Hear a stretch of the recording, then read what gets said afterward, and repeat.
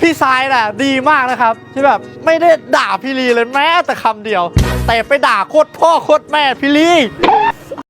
คลิปที่พี่น้องได้เบิ่งไปทางเบื้องต้นเนาะก็เป็นทางอินฟลูเอนเซอร์หรือว่า TikToker ชื่อดังทางฝั่งลาวเนาะที่แบบว่าไล่ขายของเนาะหรือว่าทำคอนเทนต์เนาะตลกเฮฮาที่เว้าแบบภาษาไทย แต่จะมีคนลาวเข้ามาด่าเนาะสิ่งสำคัญคือบ่ได้ด่าเพิ่นเนาะด่าโคตรพ่อโคตรแม่แทนด่าพ่อด่าแม่เนาะ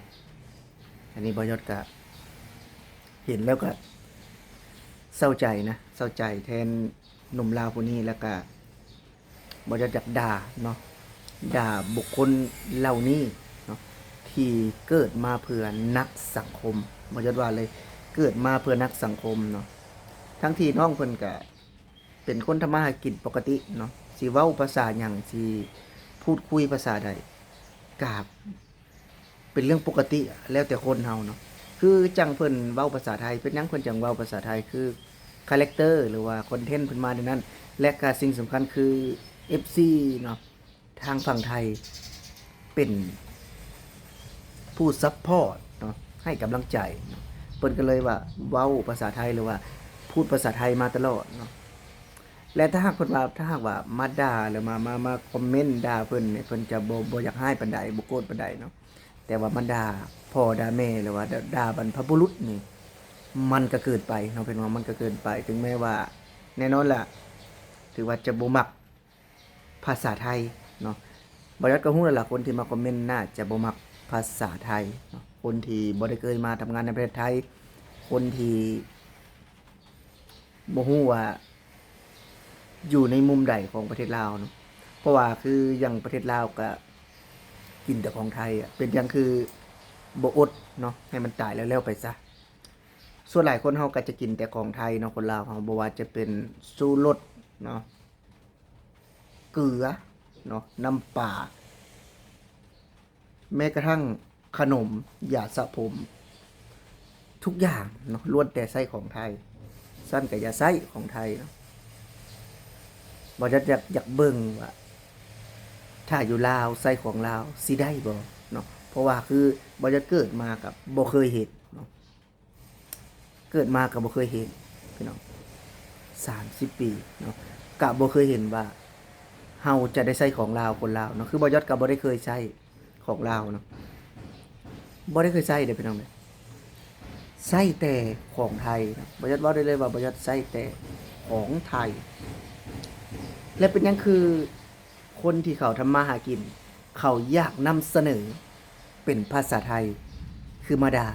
มาป้อยมาจุ่มด่าคอมเมนต์ด่าบ่แม่นด่าแต่น้องผู้เดียวด่าฮอดบรรพบุรุษด่าฮอดพ่อฮอดแม่มันก็แสดงเห็นความเป็นคำว่าเนี่ยเป็นน้องเนาะความบ่มีการศึกษารายการศึกษาเนาะบ่ยอดคนลาวคือกันบ่ยอดก็มีความนั่นนะมีความแบบว่าเห็นอกเห็นใจคนทำมาหากินนะถึงแน่นอนบ่ยอดอยู่ไทยว่าบ่ยอดก็ชื่นชมไทยอวยไทยหลายคนก็มองไว้นี่เนาะบ่แม่นเนาะเฮาเพียงนำเสนอเนาะในเรื่องราวที่ตอบโจทย์เรื่องราวที่แบบว่าเฮาอยู่ในประเทศไทยเฮานำเสนอความจริงบ่ยอดก็นำเสนอและน้องเพิ่นก็แรกๆเพิ่นก็น่าจะทำคอนเทนต์ซื่อๆแหละเนาะแบบว่าอยากลองเว้าภาษาไทยแต่พอทีนี้มันตอบโจทย์แล้วก็ FC มาเบิ่งก็เป็นคนไทยที่มาให้กำลังใจซัพพอร์ตเนาะคือว่าเยอะมากๆนะ FC ทางฝั่งไทยนะที่เข้ามาซัพพอร์ตน้องกันน้องก็เลยแบบว่าติดเว้าเป็นภาษาไทยแต่โดนด่าว่าน้องสิเว้าภาษาลาวบ่เนาะน้องก็จะเว้าภาษาไทยคือเก่าเนาะแต่บ่ยอดคิดว่าคนที่เข้ามาคอมเมนต์นั้นเนาะก็เป็นคนที่บ่ได้เคยมาสังคมเนาะบ่ได้เคยมาอยู่โลกภายนอกเนาะก็อาจจะบ่ฮู้ว่าเขาใช้ชีวิตกันแบบใดเนาะคนปัจจุบันนี่เขาใช้ชีวิตกันแบบใดก็ยังใช้ชีวิตแบบโบราณเนาะใช้ชีวิตแบบว่าคนลาวต้องเว้าภาษาลาวเนาะคนลาวเว้าภาษาอื่นบ่ได้บ่แม่นเด้อเนาะบ่แม่นคือจังคนลาวนี่ก็เว้าเวียดเว้าจีนนี่ก็หลายเนาะเด็กได้ดึงเดือกกินเฟือกกินมันกินตังมันกินตังเฟือกเด้อพ่อแม่เด้อเนาะก็ยังบ่ได้อึดได้ยากคนที่เว้าภาษาจีนนะเป็นภาษาเวียดภาษาจีนเนาะภาษาจีนบ่ยอดว่าบ่ได้นะภาษาสำเนียงเวียด เบายศแหละเบาได้สำเนียงเนาะพี่น้องแต่ว่าถามว่าเบายศเบาภาษาเวียดได้บ่เบายศเบาบ่ได้เนาะแต่ว่าสำเนียงว่าอีปอกอีไหมดูอันนี้แบบภาษาอันนี้แบบภาษาสำเนียงเวียดเนาะหลายคนก็เนาะเว้าเนาะเพราะว่าการทำมาหากินเนาะแน่นอนว่าเฮาสิเลือก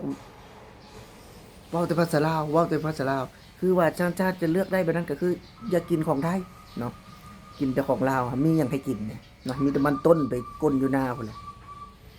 มีแต่บันต้นก็ไปเลาะก้นเอาอยู่หน้าพุ่นแหละเพราะว่าเดี๋ยวนี้เขาก็ปะห้างแล้วเขาให้ไปก้นเอาเลยเนาะมันต้นอยู่สวนเขานะไปก้นมากินกันว่าเลือกได้นะได้กินแต่แบบนั้นกับเกลือเนาะคนลาวเกลือก็บ่ได้แม่นเกลือมาตรฐานเด้บ่ได้แม่นเกลือที่จะมีตาเนาะประทับบ่ได้แม่นเกลือยี่ห้อเด้เกลือตามทางและเกลือกะหรี่เนาะนั่นแหละคือสิ่งที่เฮาผลิตได้แต่ถ้าหากว่าทุกอย่างเนาะ ใช่บ่ต้องใช่ของไทยบ่ต้องเว้าภาษาไทยนี่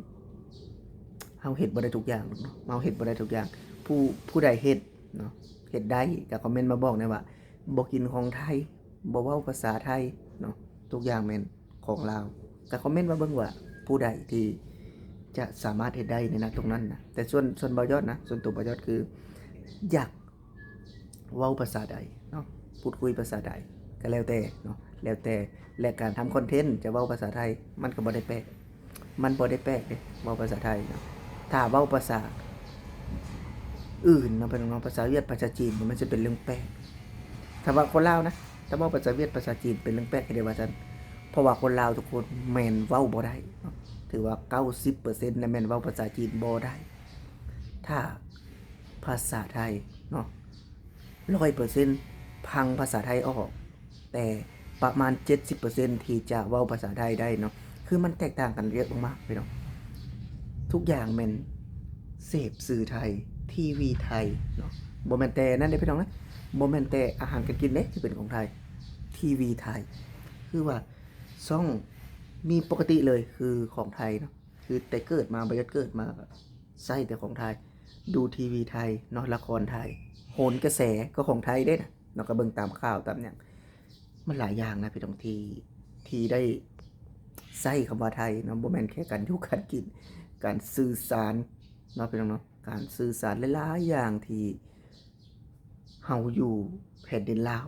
แต่ว่ายังขาดไทยบ่ได้ภาษาก็คือการให้เปิดกว้างเนาะเปิดสมองว่า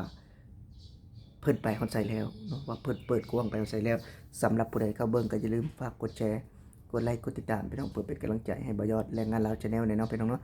สำหรับคลิปนี้บ่ยอดสิขอลาพี่และน้องไปก่อนพี่น้องสวัสดีครับขอให้สุขหมานร่ำรวยเบิดสุขผู้สุขคนเด้อครับคือว่าบ่ยอดก็เป็นช่องน้อยๆเนาะสำหรับผู้ใดที่เข้ามาแล้วก็อย่าลืมขอเจาะขอใจให้บ่ยอดนะครับ